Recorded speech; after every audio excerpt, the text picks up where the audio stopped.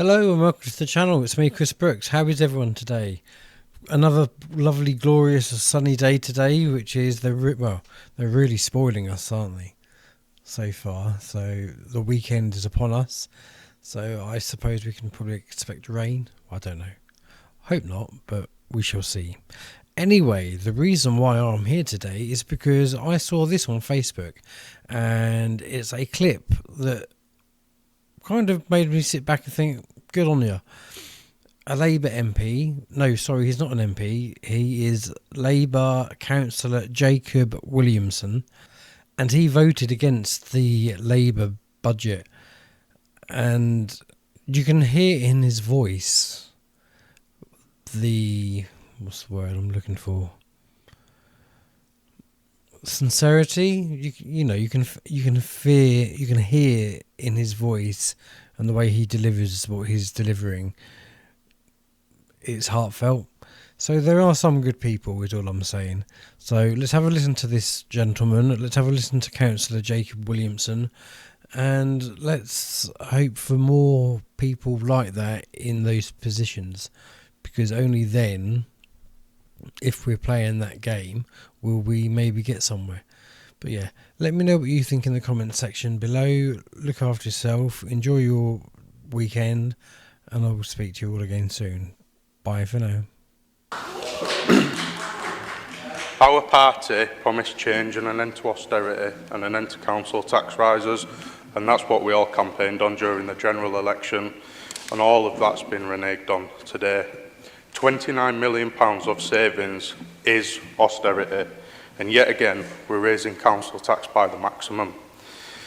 We're expecting our residents to pay more every year for less, and this budget is nothing more than a litany of broken promises by this government. And some people may say they've only been in a year, but I have no faith things will get better with the choices already being made. They're attacking welfare.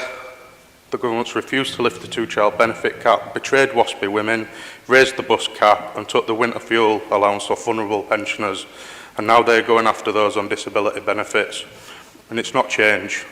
I don't care what anybody says, it's a continuation of Tory austerity, and it's a disgrace. And we know what the consequences of austerity are. Various studies, including one by the LSE, showed that it led to the deaths of hundreds of thousands of people, working class people and the most vulnerable in our society, the very people our party is supposed to fight for. Councillor Williamson, can I just interrupt you for one moment, please? You need to make reference to the budget that's been put forward to you, which is the budget of Wakefield's cabinet to this council. It's an austerity budget, and I was just talking about the consequences of austerity, Mr. Mayor. Just one moment, please. The consequences of austerity is for another place. You need to talk about the budget that's been put forward here. If you continue to do that, that's fine. If you're going to talk about national issues and issues that we've no control over, and previous government, we will not be moving forward. In a moment, Councillor Sharp. But those national issues influence what we're here to do today, Mr. Mayor. Right, and this is an austerity budget, and austerity damages working class communities, whether it's done nationally or locally. And I'm not coming in here after my working class residents are struggling through benefit cuts from national government, and then coming in here and voting for more austerity at a local level and voting for another hike in council tax, pushing my residents further into financial hardship. I just won't do it. And we need to be saying to the government to end austerity once and for all. Right? And I want to come to the question of job cuts, because our group was misled by his own cabinet. We were told explicitly there'd only be a small number of job cuts, and then I had to find out from the press that it was at least 250. And then, if what the leader said today about there's no more need for compulsory redundancies, I really welcome that. But after reaching out to the Chief Financial Officer at the end of last week, I was told there was still 14 full-time jobs at risk of compulsory redundancy if we pass that budget today.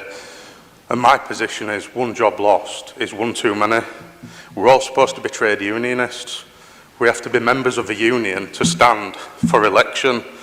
Some on these benches are full-time union officials who, if they vote for this budget, are putting their own members out of a job.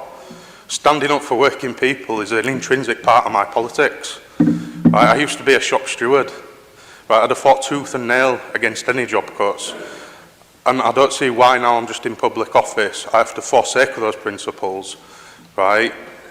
And I will always stand up for workers, and that's it. And I just want to touch on the top and the garden waste services, because I actually found it sickening that you were all claiming credit for saving those services. They were only at risk because they were in our budget. That's it. Our party proposed to cut them, and then you were all going on social media claiming credit that we'd managed to save them and we weren't cutting them anymore. It's a dishonest and cynical way of doing politics, and I don't want any part of that.